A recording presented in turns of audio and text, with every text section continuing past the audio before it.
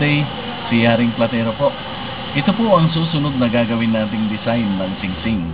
Pero ito pong nasa picture ay yellow gold, tapos merong amethyst. Ang gagawin naman po natin ay rose gold, yung tutunawin po natin. Ito po ang ilalagay nating amethyst, genuine amethyst na oval shape. Yan po ang ilalagay nating amethyst. Ang tutunawin po natin ay standard 18 carats rose gold. Yun pong nasa picture ay yellow gold, pero ang gusto po ng customer na gagawin natin ay rose gold. So gaya po ng dati ay nagtutunaw tayo ng fine gold, 75% fine gold, 999.9%, at saka 25% rose gold alloy. Yan po ang tutunawin natin. So mamaya po ipapakita natin yung mga ibang procedure ng paggawa.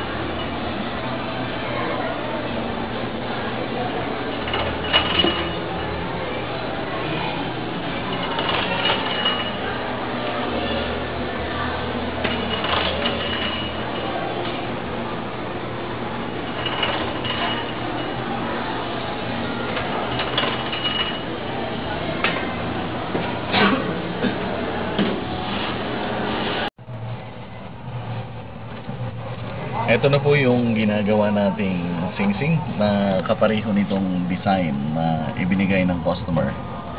Yan po. Hindi ko na po masyadong naipapakita yung mga procedure ng paggawa dahil masyadong artistic, masyadong mahirap gawin yung mga parts. So, ito po yung mounting ng bato.